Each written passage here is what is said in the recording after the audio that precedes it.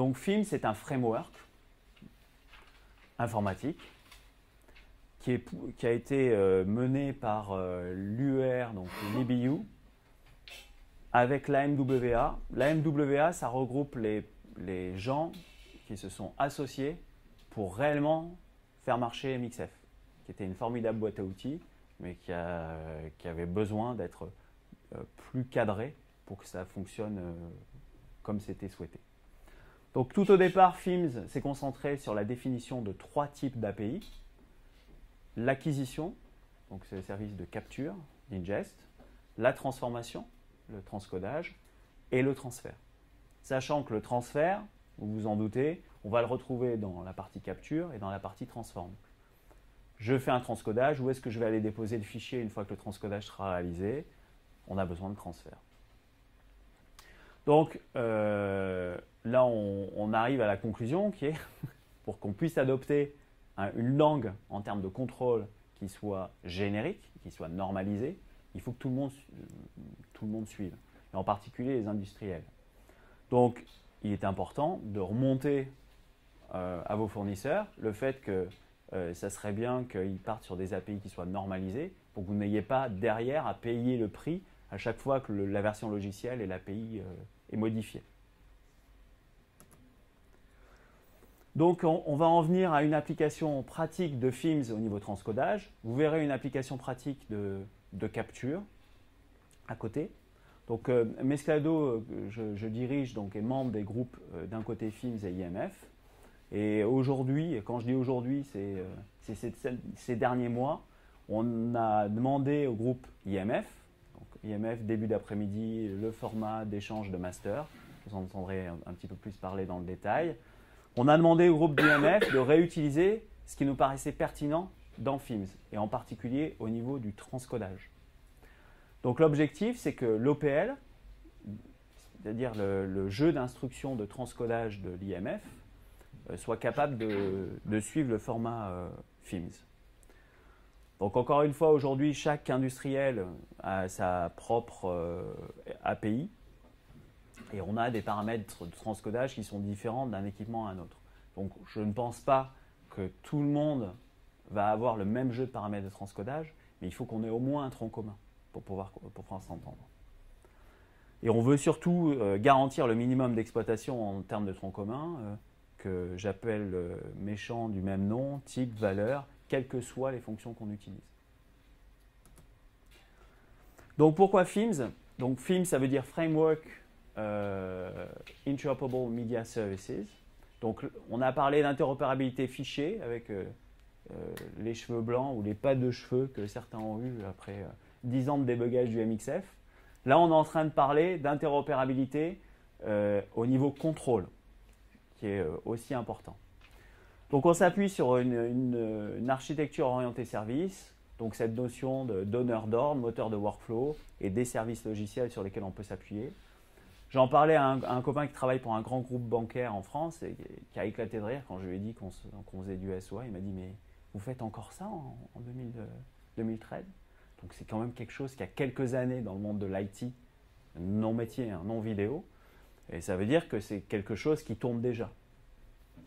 Donc avant le SOA, vous vous souvenez des différents briques qui vont dans tous les sens, Mediaflow que j'ai essayé de schématiser.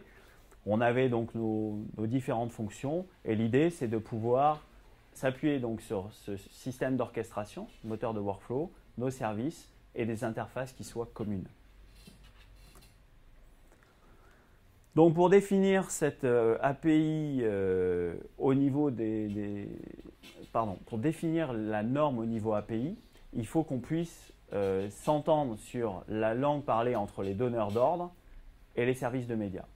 Donc comme je l'ai dit tout à l'heure, 3 types de services ont été définis initialement, capture, transcodage et transfert.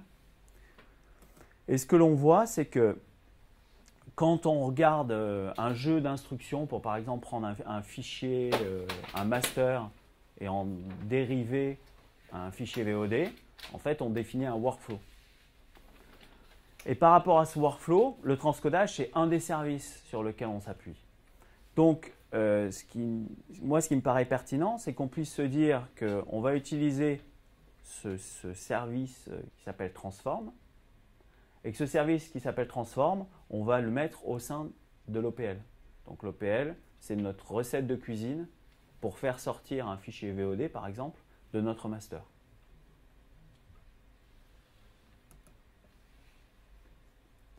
Donc dans la pratique, ça veut dire quoi Films?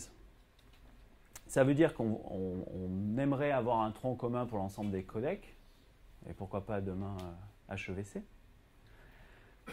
qui a deux intégrations possibles. Je ne veux pas rentrer trop dans le détail parce que je ne suis pas développeur et on ne va pas parler développement ce matin, mais il y a deux options.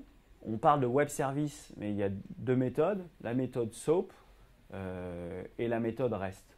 Alors la méthode REST est plus élégante puisque on ne va pas renvoyer des fiches XML, entre guillemets, on n'échange pas de fiches XML. Et dans la méthode REST, en fait, on se retrouve dans l'adresse que l'on envoie avec les instructions. Donc ça a beaucoup plus d'élégance dans l'intégration, mais il y a beaucoup plus de SOAP qui est géré aujourd'hui dans les médias. Donc si on regarde une vue un petit peu différente, une vue assez bas niveau, on a notre moteur de workflow, une interface Films, notre réseau. Il va aller communiquer vers un transcodeur et c'est ce transcodeur qui va répondre donc aux requêtes qui lui sont envoyées. Donc un transcode request ou pour un transcode job. Donc c'est ce que définit Films. Et vous pouvez voir que dans notre commande, dans notre requête, on s'appuie sur un transcode job ressources, donc sur des ressources de transcodage, des services de transcodage. Et ça, c'est l'essence même de Films. Alors, je veux rebondir sur un dernier point, qui est un point aussi important que les autres, qui est le modèle de données. On l'a vu précédemment. Si on ne parle pas la même langue, si on n'a pas le même vocable, on va avoir des effets de bord. Donc typiquement dans les médias, tout le monde n'appelle pas un programme la même chose, tout le monde n'appelle pas un média la même chose. Est-ce que le média c'est un asset? Est-ce que c'est un clip? Est-ce que c'est un fichier? Donc on n'a pas le même vocabulaire. Donc l'UR a défini un modèle qui s'appelle EBU Core. Et excusez-moi. L'intérêt de l'EBU Core, c'est qu'il est déjà compatible avec ce qui se fait dans l'IT et qu'il est en cours de normalisation au SMPTE. Donc la normalisation au SMPTE, ça va donner ce qu'on appellera le SMPTE Core, avec l'intérêt que quand on travaille au niveau international dans les médias, on soit capable de parler la même langue. Et que toutes les métadonnées techniques soient en phase quand on passe d'un système à un autre. Donc, Films définit un seul jeu d'instructions de transcodage pour l'ensemble des codecs. Donc, encore une fois, jeu d'instructions haut niveau qu'on pourra compléter par des paramètres annexes. Et donc, nous, ce que l'on souhaite à Mesclado, c'est que l'OPL, donc les recettes de cuisine de l'IMF pour générer des fichiers en sortie, pour transcoder, reprennent ces paramètres. Et là, on aura une interopérabilité au niveau codec. Donc là, c'est peu lisible, mais ce que l'on voit, ça c'est un des, enfin, on va dire, un des champs qu'on le retrouve dans un XML du service de transcodage. Donc là, j'ai display width, donc taille de l'affichage, hauteur de l'affichage, frame rate, donc la cadence image, aspect ratio, type de codage, type de piste vidéo, le débit, le mode de débit, donc CBR, VBR, etc., etc., etc.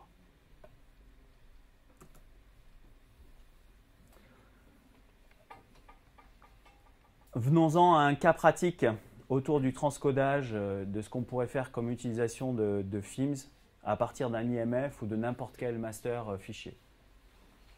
En haut, j'ai mon master. Donc là, on ne va pas rentrer dans les détails puisque c'est tout à l'heure que Mathieu Parmentier vous présentera l'IMF.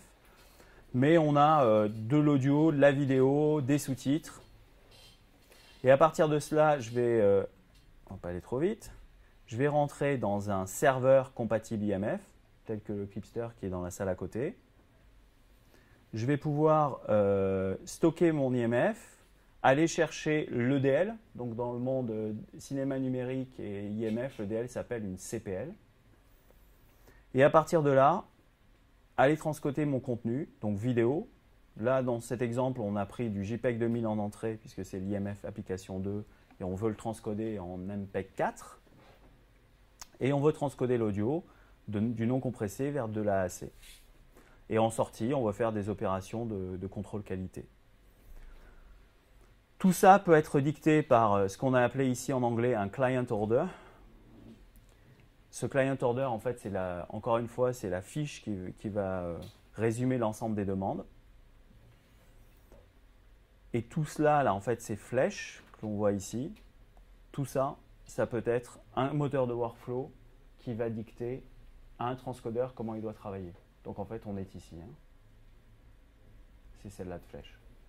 Donc, quand on regarde un data flow, un media flow comme celui-ci, c'est presque insignifiant, parce que quand on regarde l'ensemble du processus, c'est très très peu.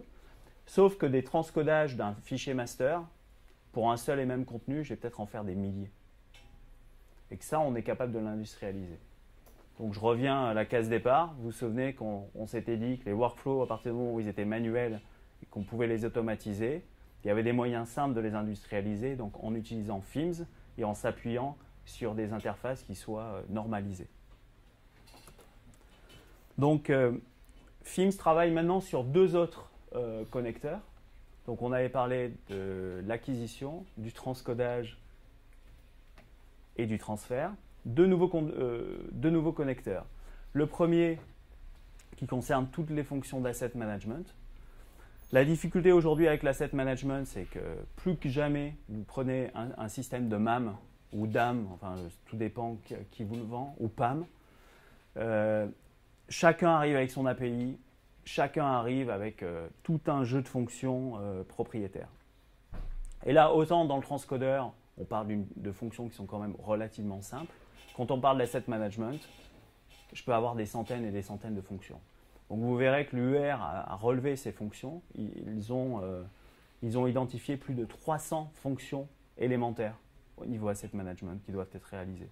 Donc ça veut dire qu'aujourd'hui, quand on fait le parallèle, quand je veux intégrer dans mon installation un nouvel outil d'asset management, c'est des centaines et des centaines de fonctions que je vais devoir intégrer et vérifier. Donc il y avait ce besoin de travailler sur ce qu'on appelle repository, donc les fonctions d'asset management. Le dernier service sur lequel travaille FIMS, c'est le contrôle qualité, ou QC. Vous avez très certainement été confronté à des outils de contrôle qualité fichiers. Il en existe pas mal. Il y en a un qui est démontré à côté, un outil Rohde & Schwarz. L'idée, c'est de partir sur, encore une fois, une interface commune de contrôle de ces outils.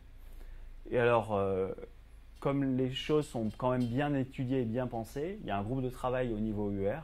Alors, est-ce qu'il y a des gens dans la salle qui en font partie, ce groupe de travail UR? Oui, ok. Il y a en fait beaucoup d'échanges aujourd'hui sur qu'est-ce qu'on appelle un silence, qu'est-ce qu'on appelle un noir, qu'est-ce qu'on appelle un décrochage, etc., etc.